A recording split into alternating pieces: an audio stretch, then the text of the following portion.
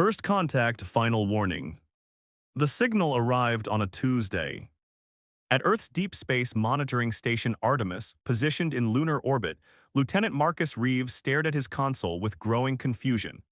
The transmission didn't match any known pattern in their database.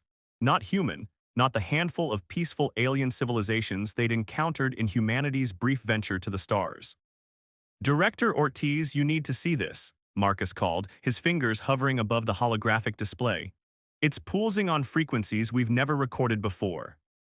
Director Nadia Ortiz leaned over his console, her weathered face illuminated by the pulsing blue light of the anomalous signal. For 30 years, she'd monitored the stars, cataloging radio bursts, gravitational waves, and the occasional friendly communication from the Centauri Alliance or the Proxima Coalition. This was different.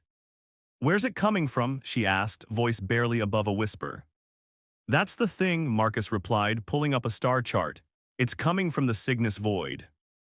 The room went silent.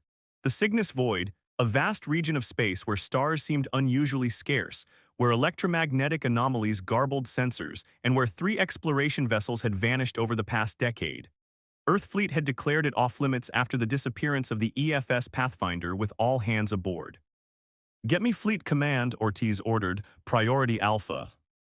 Within 24 hours, the Earthfleet vessel Horizon, commanded by Amara Vega, was dispatched to investigate. A specialist in xenocontact situations and decorated veteran of the Proxima incident, Commander Vega had earned her reputation through a blend of diplomacy and decisive action when needed. The Horizon accelerated past Mars orbit, its quantum drive humming as it prepared for the jump to the edge of the Cygnus Void. On the bridge, Commander Vega reviewed the signal analysis with her science officer, Dr. Jin Hirakawa. "It's not just a distress call," Jin explained, his fingers manipulating the holographic waveform. "There's something embedded within it, data packets, heavily encrypted. Whatever's sending this wants to be found, but only by someone with the technological capacity to decode it." "A test," Vega surmised, brushing back her silver-streaked black hair. "Or a trap." "Possibly both," Jin conceded. "I've isolated what appears to be coordinates within the signal." Lieutenant Rohan Kapoor, the ship's navigator, looked up from his station. "Commander, those coordinates would take us deep into the void, at least 3 light-years beyond where Pathfinder disappeared." Commander Vega stood at the observation window, staring at the distant stars that marked the edge of the void. "How long until we can jump?" "Drive is charged at 92%, reported Chief Engineer Zara Akoro over the comm. Her voice carried the distinctive lilt of the Nigerian orbital colonies. "We can initiate in 6 minutes." "All hands prepare for quantum transition," Vega announced shipwide. "Security teams on standby, this is not a drill." The Horizon folded space around itself, disappearing from our solar system in a flash of exotic particles, reappearing 70 light-years away at the signal's source. What they found was a graveyard. Debris from at least a dozen vessels of unknown design drifted in a loose orbit around a small, barren moon. Some pieces were clearly ancient, corroded by centuries of exposure to cosmic radiation. Others appeared disturbingly recent. "Life signs?" Vega asked, her voice steady despite the grim scene before them. "None," Jin replied, studying his sensors. "But there's an artificial structure on the moon's surface. It's the source of the signal." "Atmosphere?" Vega inquired. "None," Jin answered. "Temperature minus 120 Celsius. It's just rock and ice down there." Commander Vega made her decision. "Prepare the landing shuttle. I want a 4-person team, myself, Dr. Hirakawa, Lieutenant Kapoor for navigation, and Security Chief Camel." Chief Security Officer Darius Camel, a towering figure with dark skin and cybernetic enhancements visible along his temples, objected immediately.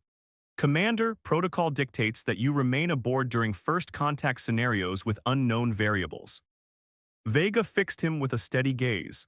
"And I'll remind you, Chief, that I've logged more xenocontact hours than anyone else on this ship. I need to see this firsthand." The shuttle descended through the void toward the moon's gray surface. As they approached, the structure became visible, not built upon the surface but emerging from it, as though the moon itself had been hollowed out to create a vast complex. "It's partially buried," Jin observed as they circled. "Sensors indicate it extends at least 2 kilometers beneath the surface." "There's a landing platform," Rohan pointed out, and it's illuminated. Commander Vega frowned. Someone knows we're here. The shuttle touched down with a gentle thud.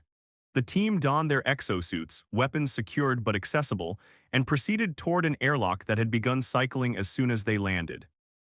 "It's inviting us in," Jin murmured over the comm.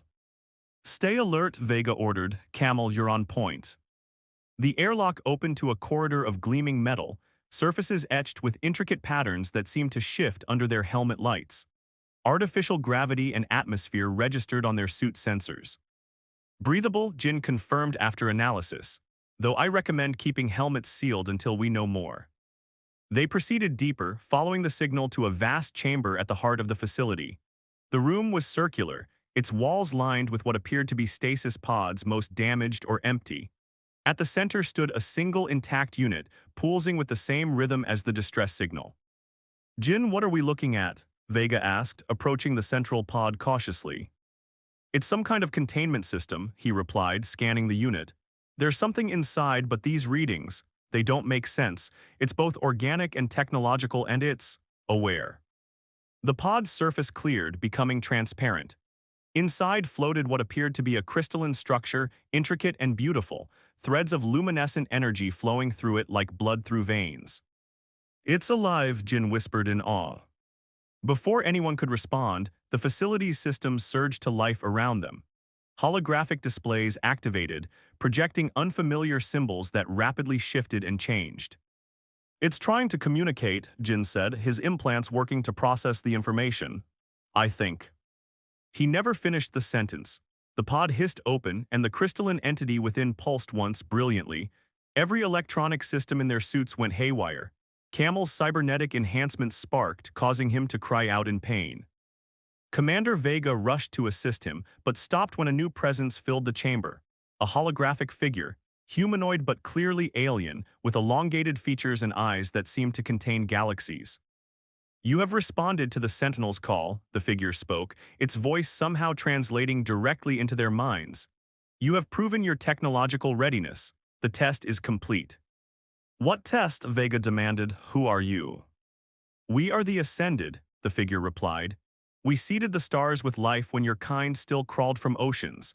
The Sentinel you have activated was placed here as a warning, not an invitation." The hologram expanded, showing a vast armada of ships unlike any they had seen. "You have triggered the protocol. The reclamation fleet has been summoned." "We meant no intrusion," Vega said carefully. "We received a distress signal and came to investigate. If we violated some boundary, we apologize and will withdraw immediately." The alien figure's expression remained impassive. The signal was a test of technological evolution. Those who can answer it are deemed potential rivals. The reclamation fleet will assess your civilization and determine if you are to be contained. "Contained?" Camel growled, struggling to his feet despite his malfunctioning cybernetics. "You mean destroyed?" "If necessary," the hologram acknowledged. "The crystalline entity you have freed is a harbinger. It will return to your world, study your defenses, and prepare for our arrival." Before anyone could react, the crystal structure shot upward, phasing through the facility's ceiling as though it were mist. "You have 7 rotations of your world," the hologram continued. "Surrender the Harbinger upon our arrival and your species may be spared. Resist, and you will be erased from memory as we have done 16 times before." The hologram disappeared, leaving them in stunned silence. "Commander," Jin said urgently, "that entity is heading directly for Earth, and it's moving faster than anything I've ever recorded." Commander Vega's face hardened with resolve. Back to the shuttle now. As they raced back to the horizon, the moon beneath them trembled, the ancient facility beginning to collapse in on itself, destroying any evidence it had ever existed. "Set course for Earth, maximum speed," Vega ordered as soon as they were aboard. "Jin, I need everything you recorded about that entity and this reclamation fleet." "What are we going to tell Fleet Command?" Rohan asked, programming the return coordinates. Commander Vega stared at the view screen as the horizon prepared to jump. "That we just started a war we didn't know was possible to fight." As the quantum drive engaged, Vega couldn't shake the feeling that humanity had just encountered something far beyond their understanding, and that the signal had never been meant for them to find. But they had responded anyway. And now fire was coming to Earth, defiance among stars. 7 days. That's all Earth had to prepare for an alien armada of unknown strength with technology that outclassed their own by centuries, perhaps millennia. The crystalline harbinger had arrived ahead of the horizon, materializing in Earth's orbit like a silent comet. Global defense systems had activated automatically, launching a barrage of kinetic missiles and energy weapons.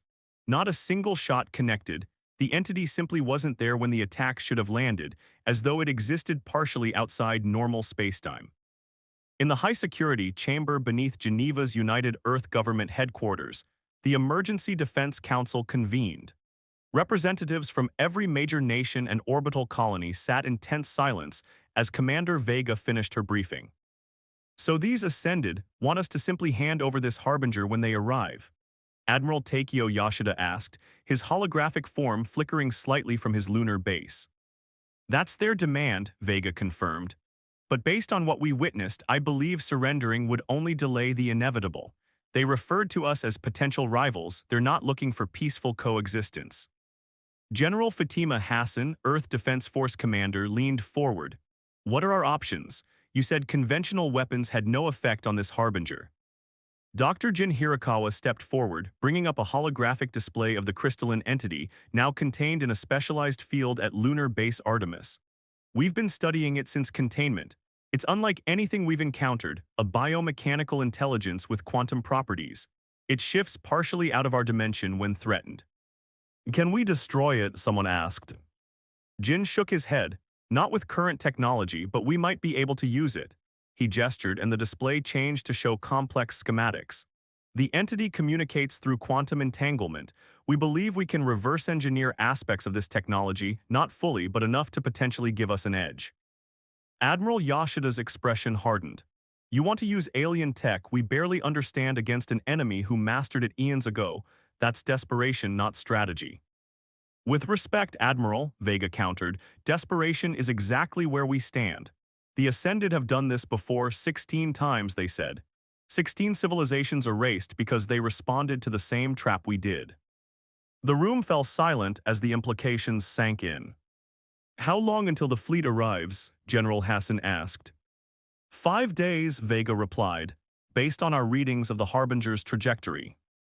Director Nadia Ortiz of the Deep Space Monitoring Station spoke up for the first time. All our long-range sensors confirm a massive fleet approaching from the direction of the Cygnus Void. Conservative estimates put their numbers at over 300 vessels. Against our 68 combat-ready ships, Admiral Yoshida said grimly. The UEG President Helena Akafer, who had remained silent until now, rose from her seat.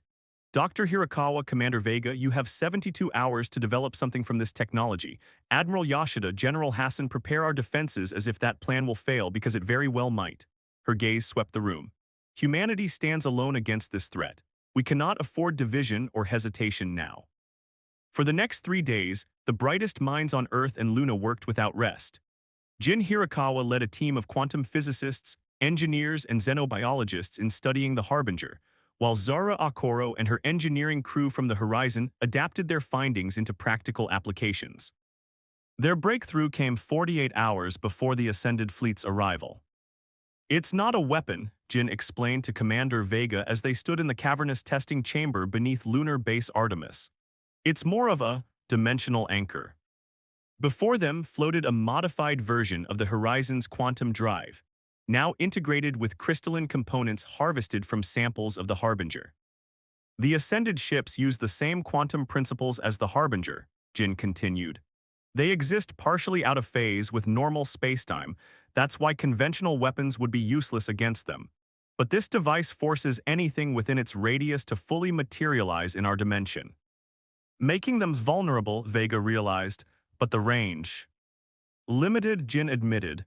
Perhaps 5 kilometers at maximum power, each ship would need to deploy it separately. Then we'll need to get close, Vega said, already formulating a plan.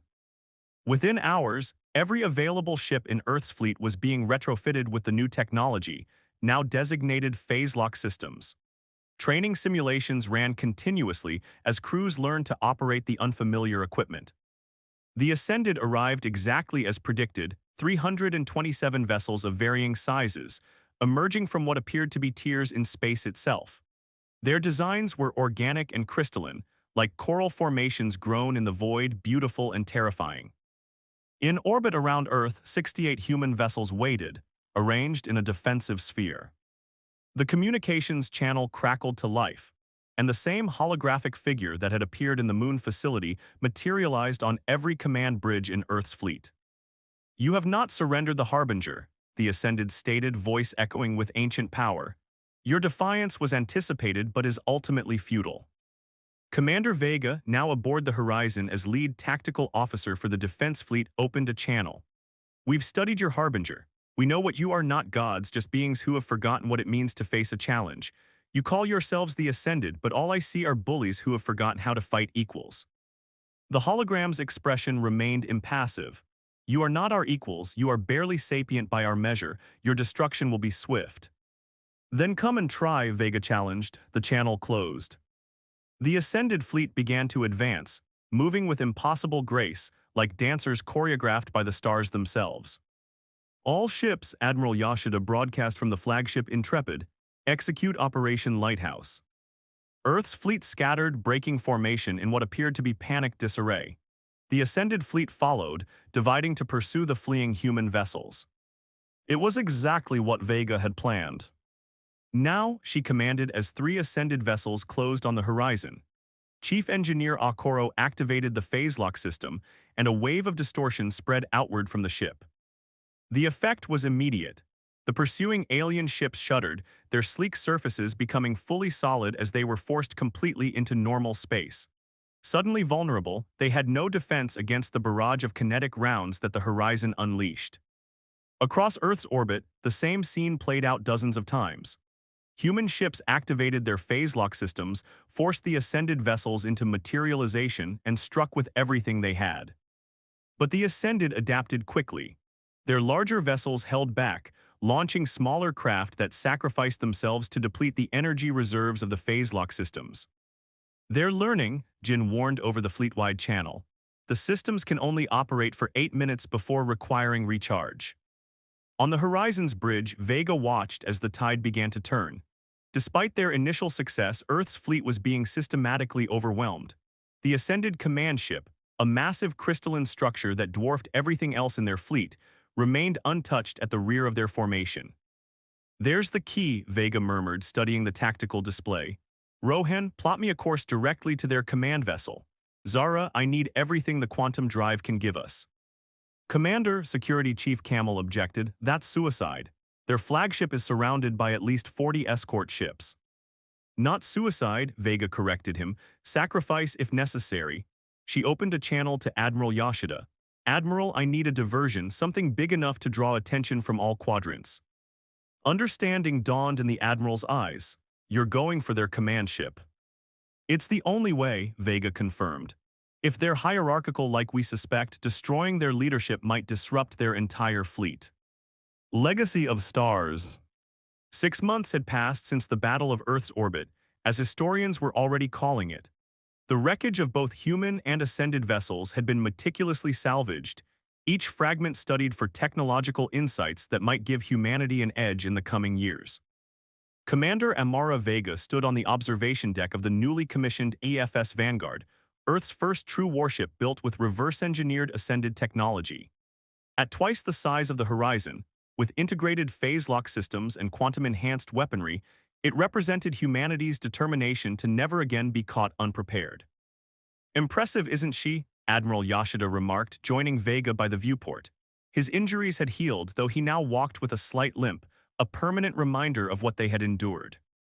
"She's a statement," Vega replied, watching as maintenance drones swarmed around the massive hull, applying the final layer of adaptive armor.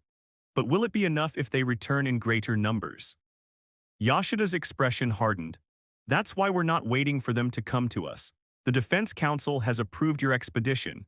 You'll take the Vanguard and 3 support vessels into the Cygnus Void, find out who else is out there, what the Ascended truly want, and if there are other civilizations who might stand with us." Vega nodded, feeling the weight of the mission settling on her shoulders. "My crew." "Your choice," Yoshida replied. "Though I believe Dr. Hirakawa and Chief Engineer Okoro have already volunteered, something about seeing this through to the end.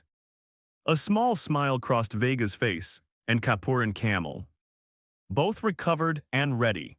The security chief seems particularly motivated after his encounter with the Harbinger. The mention of the crystalline entity sobered Vega's mood. After the battle, they had contained what remained of the Harbinger in a specialized facility beneath Luna's surface. It was dormant but not dead, a reminder that the technology they now wielded came with risks they barely understood. "There's something else," Yoshida said, breaking the silence.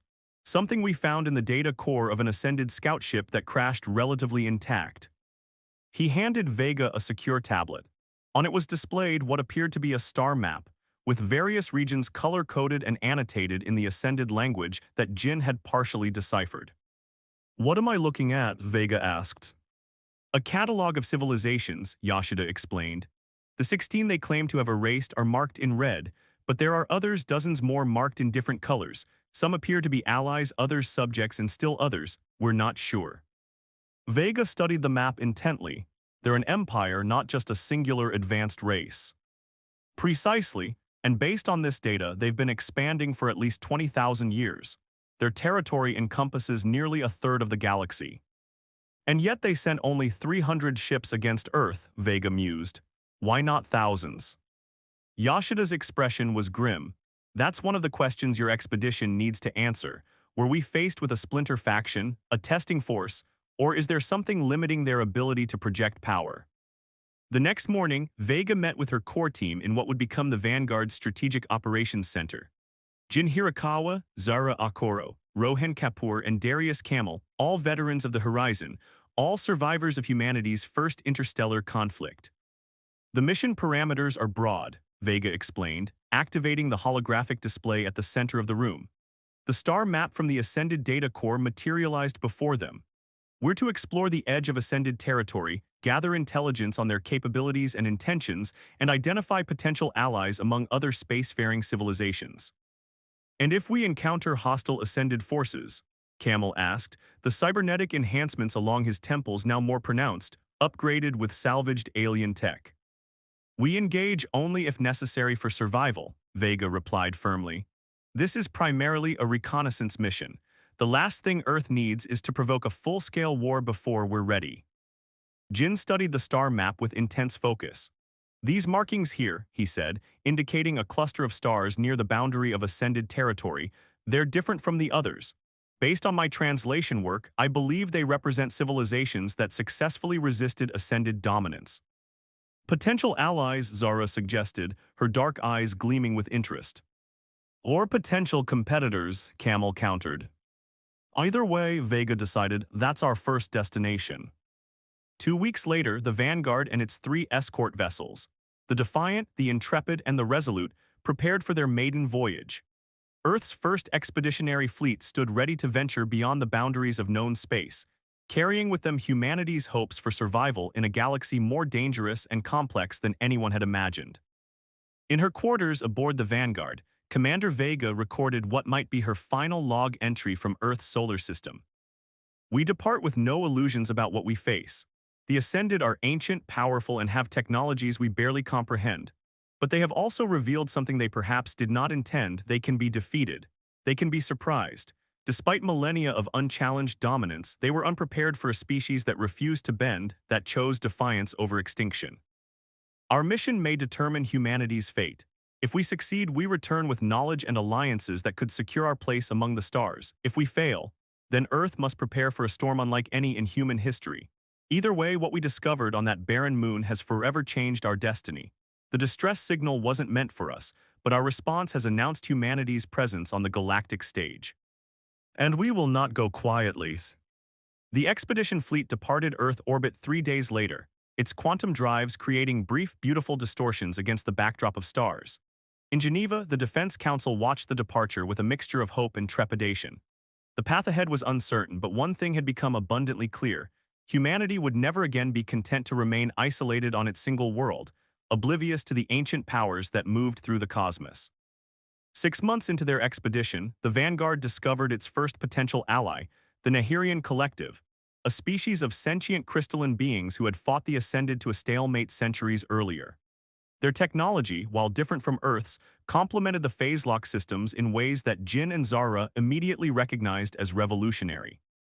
They understand the quantum principles the Ascended exploit, Jin explained during a secure transmission back to Earth. But they've developed countermeasures we never considered, ways to disrupt their communication network, predict their tactical movements. The Nahirian Elder, a crystalline entity named Telshar, offered humanity a formal alliance after just 3 days of negotiations.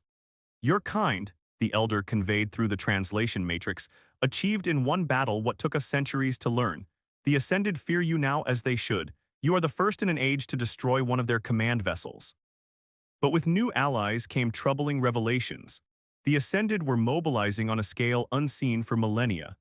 The faction that had attacked Earth was indeed just one branch of a vast empire, and the destruction of their flagship had sent shockwaves through their hierarchy. They will not underestimate you again, Telshar warned. Even now, they gather a force that would darken your skis. Vega shared this intelligence with Earth immediately. The Defense Council's response was swift. Accelerate production of the new fleet, establish outposts throughout the solar system, and prepare for a conflict that might last generations.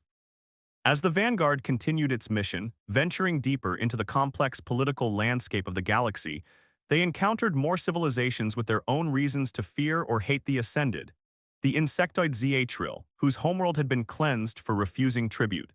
The gaseous Vex consciousness, which had hidden in nebulae for eons to avoid detection.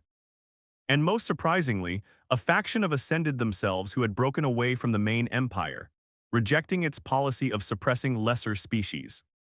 Each encounter brought new technologies, new strategies, and new hope. Earth was not alone in its defiance, and together perhaps they stood a chance. 1 year after their departure, the Vanguard and its fleet, now accompanied by diplomatic vessels from 3 allied species, prepared to return to Earth. They had mapped Ascended territory, established preliminary alliances, and acquired technologies that would have taken humanity centuries to develop independently. But they also returned with a warning. The Ascended Empire had dispatched its Grand Armada, thousands of vessels, including 3 command ships with Earth as its target. We have maybe 8 months before they arrive, Vega informed the Defense Council during their return briefing. But we don't stand alone anymore.